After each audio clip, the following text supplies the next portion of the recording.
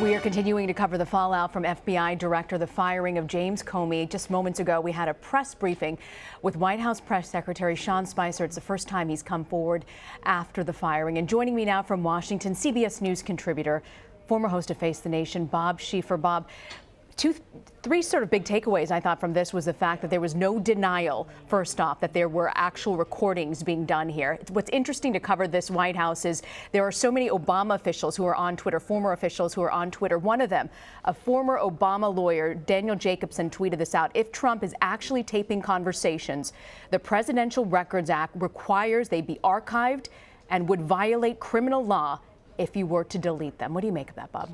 Well, look, if Sean Spicer was trying to shut this story down today, or at least tone it down, it blew up in his face. He got exactly an opposite reaction. I don't know what they were trying to do, but when you come out and refuse to confirm or deny that the President of the United States is tape recording people in the Oval Office after a nation went through something called Watergate, I mean, this is unbelievable that somebody would leave that dangling unless there is a recording device in the Oval Office and they don't want people to know about it. But this story is not going to go away, Rena, and it's not going to go away, especially if they continue to refuse to answer questions about, you know, we got no better information today on why the president did fire FBI Director Comey.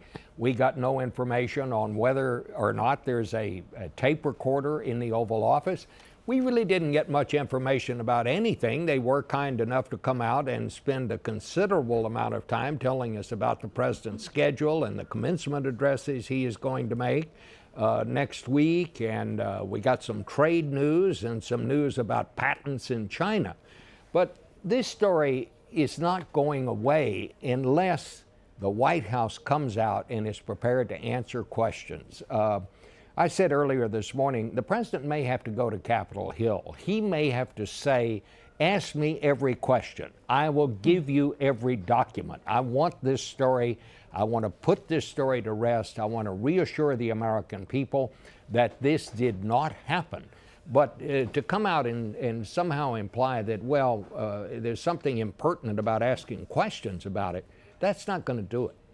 You know, you talk about Capitol Hill, and there are folks, including the chair of the Judiciary, Senator Grassley, coming forward saying that there's got to be someone independent who becomes the next FBI director. Just a short time ago, Senator Durbin came out saying Rod Rosenstein, the #2 at DOJ, must appoint an independent special prosecutor to pursue possible criminal charges, or he must resign. Where do you see this going? Do you think there must be some sort of a special counsel or an independent special prosecutor? Well, I'm going to leave it to the people on Capitol Hill to figure out how to go about it. But the result must be an independent probe into this and making this information public.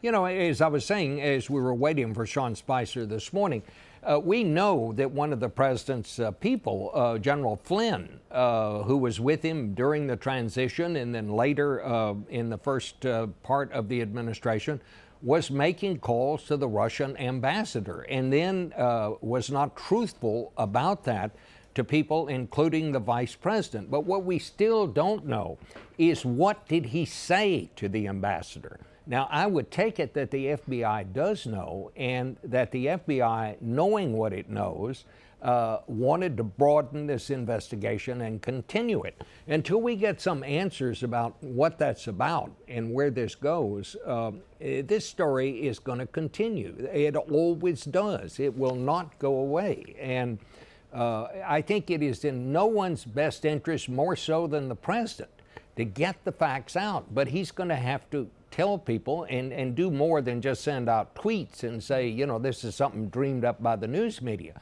He's going to have to say, here's what happened, and when Congress or some official says, and what is the information, where are the documents to back that up, he's going to have to be willing to present them. Unless he does that, we're going to continue this, and it's going to dog this president for the rest of his presidency. Bob, we know how frustrated our colleagues over at the White House are covering this. It's very difficult, but it's also a tough role for the press secretary. I mean, you saw Mike McCurry under the Lewinsky scandal try and defend a president. You saw when you covered Nixon, Ron Ziegler, he was once referred to as the most abused press secretary.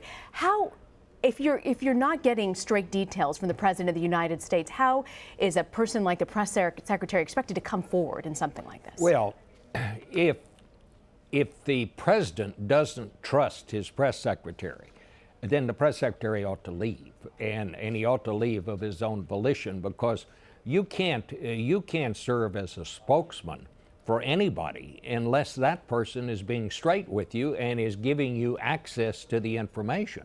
That's just the way it works. I mean, you know, I've covered press secretaries, some who were good and some who were not so good and some were just awful. But the ones who really got the job done were the people that the president they were working for trusted them, and they could go to him at any time. They generally had access. They had walk-in privileges, that they say at the White House.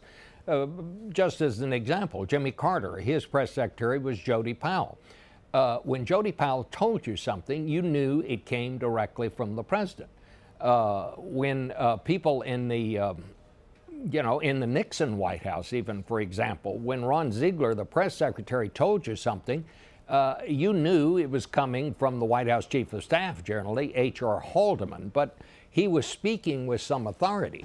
It's not clear to me who Sean Spicer talks to in the White House or how many people talk to him. Clearly, he was cut completely out of the loop on Tuesday when they decided to fire James Comey. So there has to be that line of trust between the president and the people who are speaking for him, or none of it works. Our Bob Schieffer joining us now. Bob, thank you for coming on. We love having you on. Thank you very much, Rena. Enjoyed it.